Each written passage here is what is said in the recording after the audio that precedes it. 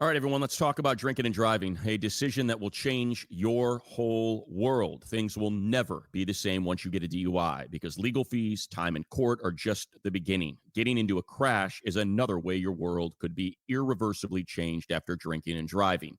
Your vehicle may not be the only thing that gets damaged in that crash. You could face a life-altering injury or even death. But you're not the only one who could face those consequences. Your decision to drink and drive could permanently change someone else's world, whether you injure them or leave their loved ones grieving. The next time you're out drinking, call a rideshare, a taxi, a sober friend, or a designated sober driver. Always plan for a safe ride home. The only decision that will change your world for the better is the decision to call for a sober ride. It's never worth it to drive drunk. Don't risk it. Drive sober or get pulled over. Paid for by NHTSA.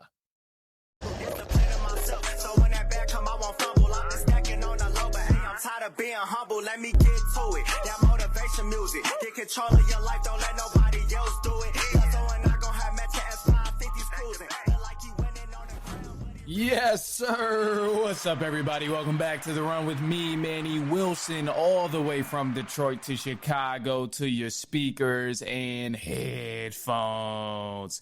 Now, I appreciate you tuning in to the first interactive sports podcast, a community that makes sure your voice is heard. So if you hear something you agree with, you disagree with, you like or you dislike, or you just want to get a hot take off, go ahead, shoot us a quick take on the voicemail line. That's 219-413-9405. And of course, we will play your take back on our next episode. And then speaking of episodes, shout out to SeatGeek for sponsoring this episode. Get $20 off your first ticket purchase when you use the promo code The Run Podcast.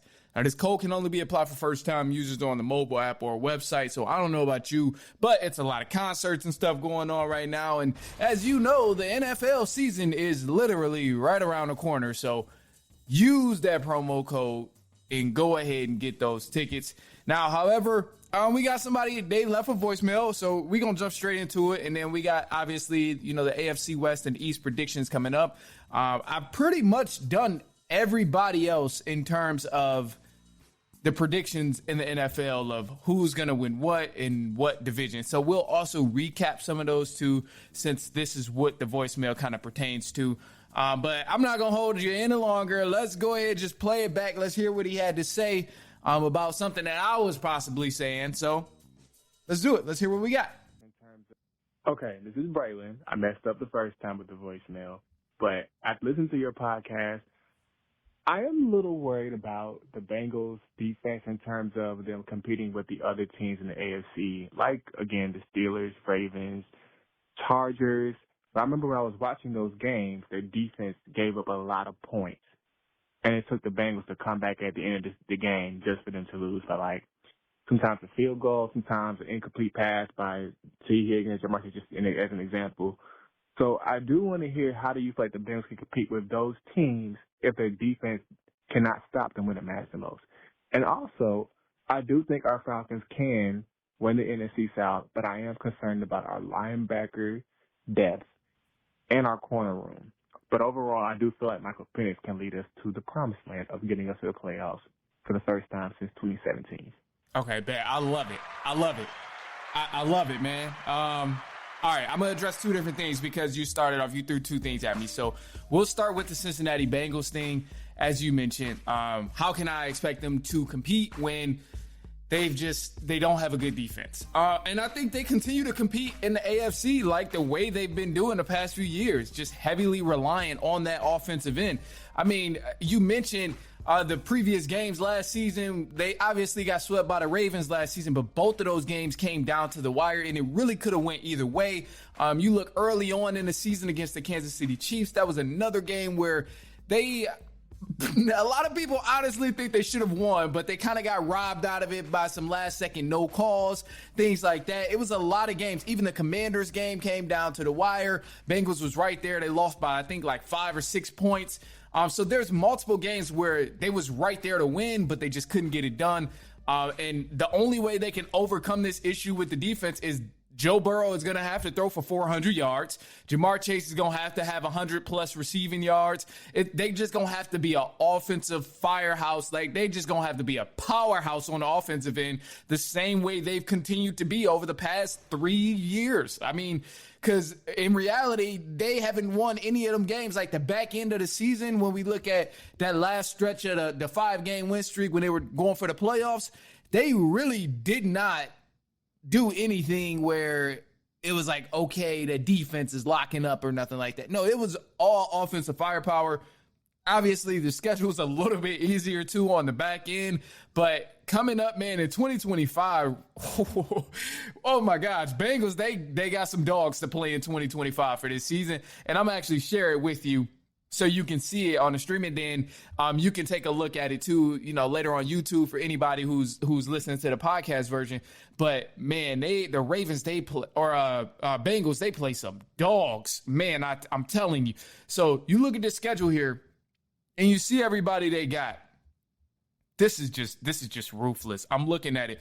Obviously, you come out against Cleveland, division game, anything can possibly happen. The last few years, Cleveland has actually given them a run for their money in that opening week. So a lot of people think, oh, this is, an easy start to the season where the Bengals play the Cleveland Browns. But you just got to kind of look at the history of what's been going on in the previous openers against the Cleveland Browns. And the Cincinnati Bengals, the Browns have honestly showed up and been the better team, whether they were on the road, whether they were at home. So you cannot count that out. A couple weeks later, you got Minnesota. Denver is now competition now. You got the Lions, Green Bay, Pittsburgh.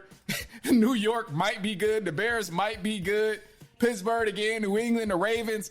This back half stretch, it ain't going to be no early type of playoff push for late season playoff push for the Bengals. This year, the Bengals will not be able to do that last-minute playoff push type of stuff because the schedule will not allow them to do that. If you look at everyone they go against in this season, the last 5 to 6 weeks will be harsh for the Cincinnati Bengals. You got the Baltimore Ravens, Buffalo Bills, the Baltimore Ravens again, Miami Dolphins, which is tameable, but then Arizona Cardinals, and then another division game in the Cleveland Browns. You never know what they're going to do. So just this back end stretch, and that's a rough stretch between Ravens, Bills, Ravens again. Oh, man. That's going to be rough. So I think the only way the Bengals can overcome this lack of defensive effort, or not even effort, I should say, the lack of defensive personnel maybe, is they just gonna have to be an offensive powerhouse. That's it. That's the only way they will be able to have some sort of success. And I think it's possible because they've done that over the past couple of years, but it won't be easy. And then I also want to address, rise up, because I love when I hear from Atlanta Falcons fans, man. It's amazing. It's amazing. So you mentioned that Michael Penix can definitely lead us to the promised land, first time since 2017. I would love for that to be the case. I 100% agree with you. I think the Falcons have the roster, not only on the offensive end, but on the defensive end. We got some new young talent, new coaching, obviously offensive or a defensive coordinator who's throwing some new schemes on the defensive end. And I think these new pass rush schemes is going to be the pivotal point and the pivotal difference maker between last year and this year. So I'm loving everything I'm seeing so far in training camp and all of that. Trying not to get too hype about it because it really doesn't matter in retrospect because the season hasn't started. But ultimately, Penix, he's got to be solid. I'm still happy we got Kirk to be the backup because you just never know in a long season. And, man, I think I don't want to get hype about it. And a lot of people, I'm going to sound crazy and I'm going to just sound like a real Atlanta Falcons fan as I say this. But truth be told, man, it feels a little bit different with this Atlanta Falcons team, man. I know I've said this years before. I know a lot of people going to make fun of me for it. But genuinely, bro, just seeing the different intensity from training camp and the different schemes, I cannot emphasize the different schemes that we're throwing on defense compared to last year. We got absolutely no pressure on other teams' quarterbacks last year. We were 31st in sacks last year from what our defense could get. And now we have a completely new pass rush scheme, completely new personnel in that front seven. So I'm just saying, man, I don't want to get too hype about it. I try to stay level-headed, but seriously, it feels like the Falcons have some sort of different energy going on in this training camp, personnel-wise, offensive-wise, chemistry-wise. It just seems a little bit different, and they have the talent to do it, but obviously winning in the NFL is hard, no matter who you're playing against, no matter which week you have, at beginning, end of the season, middle of the season. It's going to be difficult all throughout the season. So I don't want to get too hype. I just want them to go out there, perform, and take it week by week, win these ball games. But above all, man, I think they can definitely make some noise. And I appreciate you for calling as well, man. I don't know if I even said that. Usually I always try and emphasize that, I appreciate whenever somebody calls up here. And I try and play the tape back. But don't go anywhere.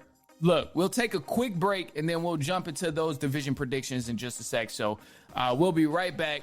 We'll take a quick break, and then we'll jump into it. It's halftime.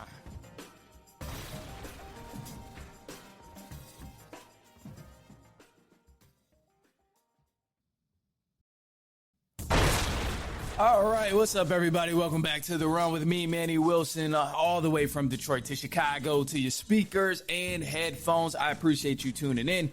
Leave us a quick take on the voicemail line, 219-413-9405. And look, let's get into it. So the AFC East and the AFC West predictions. So these are the last predictions I have for the division winners. And let's just go ahead and start with the AFC North, the AFC West. So the AFC West, you got the Kansas City Chiefs, Denver Broncos, Chargers, Las Vegas Raiders. Now, before you even start to wonder what other team in the AFC West will win, let me just feed you some of these little simple statistics here. And one of the biggest statistics that you can't help but to notice is that the Chiefs have won the last 9 of 10 division championships in the AFC West. They've dominated this division year after year after year. Pat Mahomes clearly has all 10 fingers all over this division. He has his arms around this division. This is Pat Mahomes' division.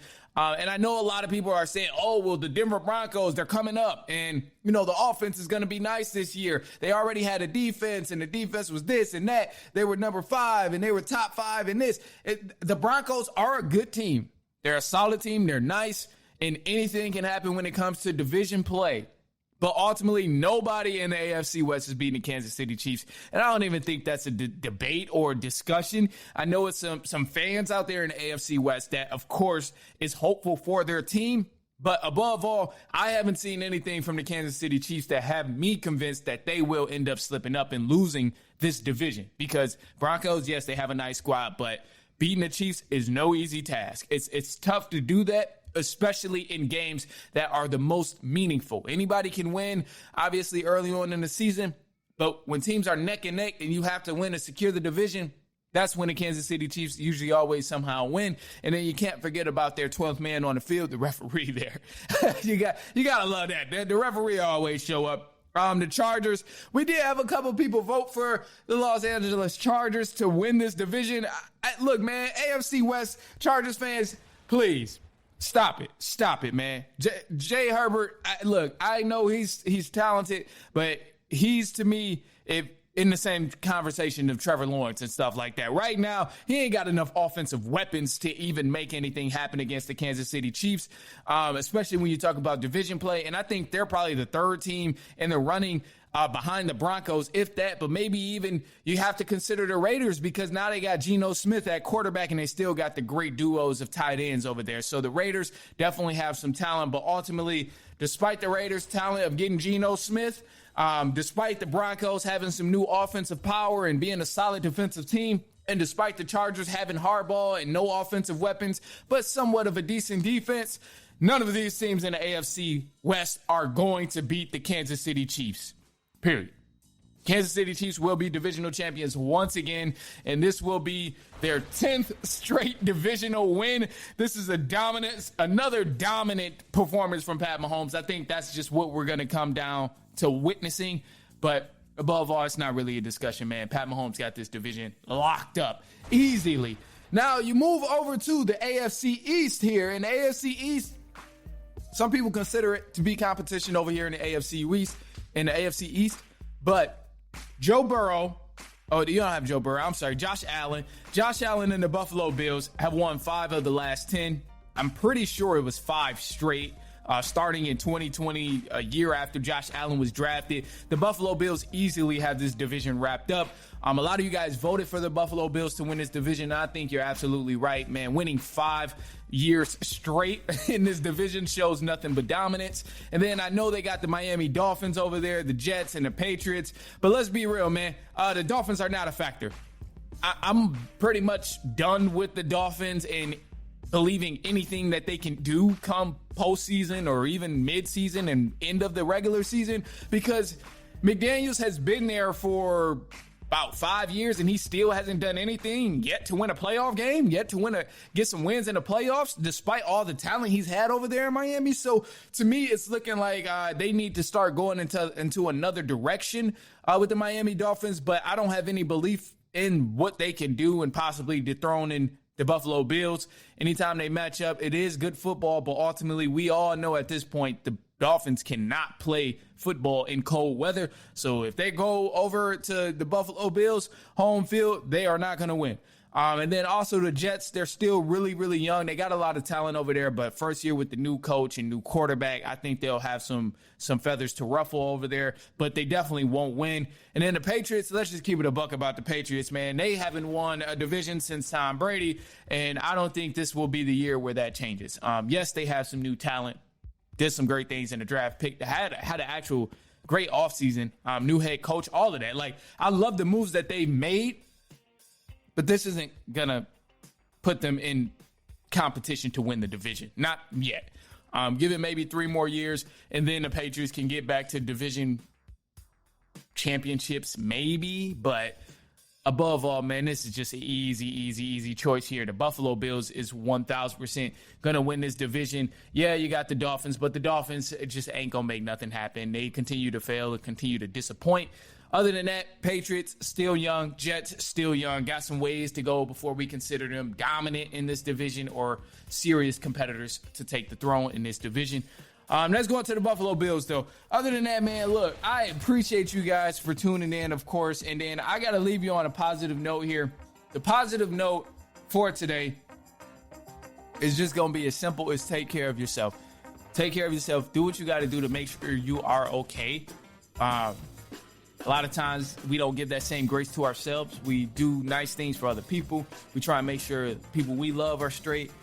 We try and make sure people we care for are taken care of, which is lovely and which is great. It says a lot about you as a person. But ultimately, you got to make sure you take care of yourself as well. And sometimes invest those kind actions into yourself. Invest those kind actions into making sure that you are okay. Do something nice for yourself.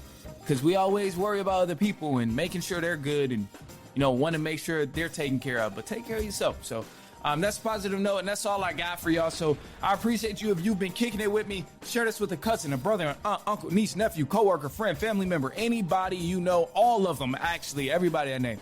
I promise you they're not going to mind, man. You just shoot it their way and be like, hey, he was talking about your division. What you think?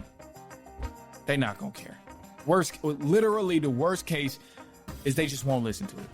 And that's fine. So send it their way, man. I appreciate you either way.